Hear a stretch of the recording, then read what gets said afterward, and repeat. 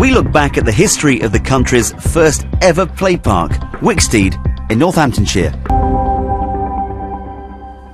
100 years ago, a man from Kettering bought this patch of land. His dream was to build a park for the people. Charles Wicksteed had revolutionary ideas about just how important it was for ordinary working class children to have spaces to play in. His legacy was Britain's first play park, which still claims to be the biggest free playground in Europe.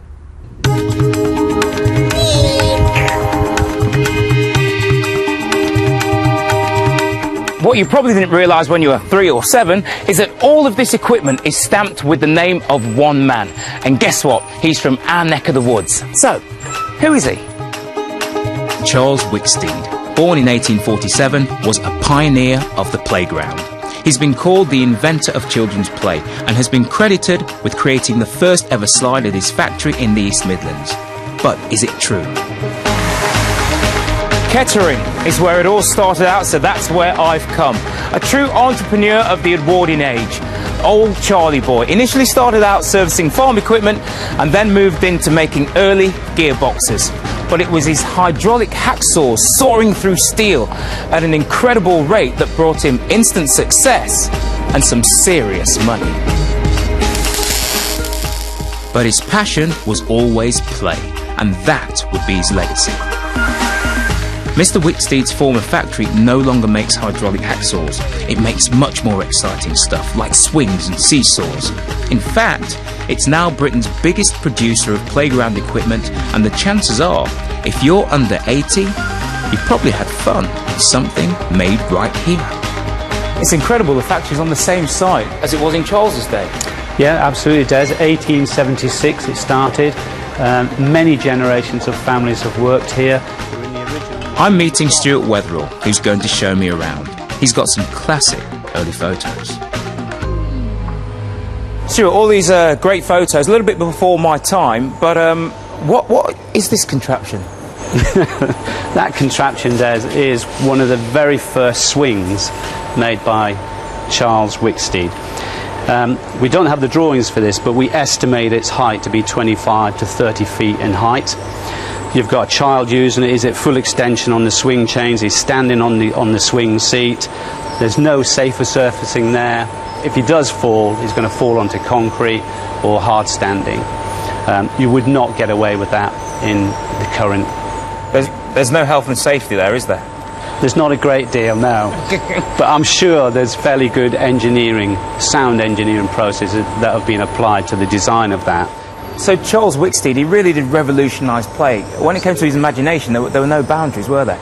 No, absolutely not. He was clearly quite a creative innovator, entrepreneur, engineer-style guy. So when this started to appear in the local parks, this was probably the games computer explosion of the 90s. That's the equivalent of what these children were being exposed to. We will have all gone down a Wicksteed slide, and if you take into account they were first manufactured in 1918, there's hundreds and thousands of these particular slides in the UK.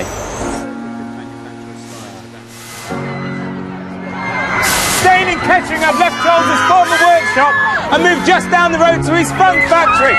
But I think Wicksteed Park looks a little bit different back then. When Charles first put plans in place a little over a century ago, this was one of the first leisure parks in Britain and the first to feature a playground like the one over there.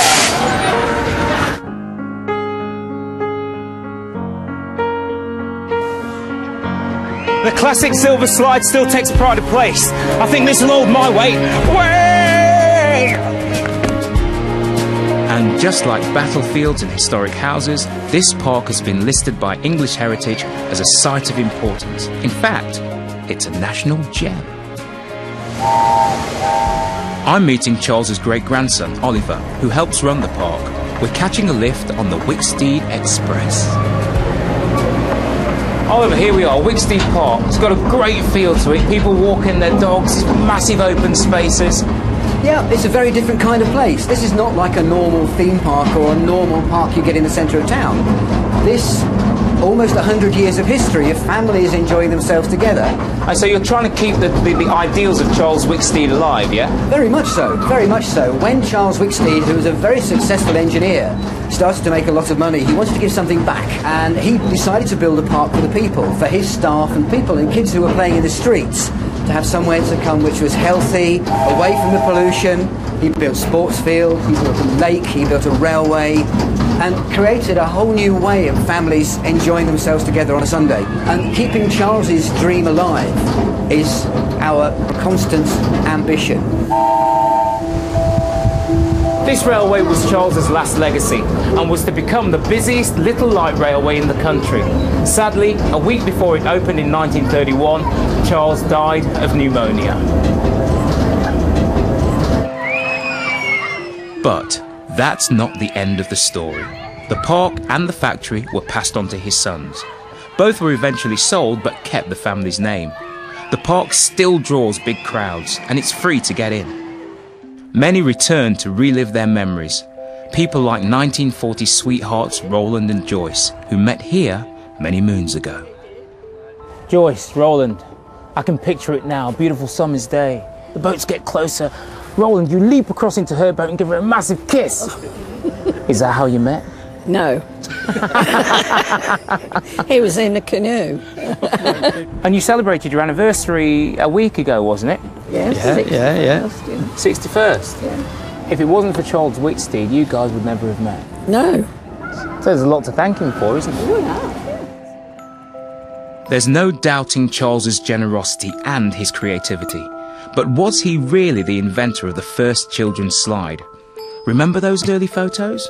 Well, play historian Lyndon Grove has been studying them. I want to ask her opinion. Lyndon, you're the only person that can answer this burning question. Charles Wicksteed, the inventor of the children's slide, yes? No, I think almost certainly the slide must have been invented by a grubby medieval child sliding down a fallen tree trunk somewhere. But what he really did for the slide was make it so popular that you wouldn't dream of having a playground without a slide. He is an absolute legend, and it's amazing to think that parks across the world were looking at these catalogues that he was sending out. This playground that we're in now was in the front of all the catalogues, showing all the latest things that he had brought out, and the fame of it all was incredible. I think across the world, children's play was shaped by Charles Wicksteed. Charles was fanatical about fun. He went from mending farm equipment to manufacturing on a massive scale. Among his many crazy ideas, it's said he can also take credit for this. The water chute, as it was known back then. Wicksteed's park in Kettering and his swings and slides have been shipped right across the world and thrilled children for the best part of a century. And being a big kid myself, I think it's time to have some fun. So, the next time you visit a play park and see a kiddie slide or a theme park and see a log flume, give a nod to our local legend, Charles Wicksteed.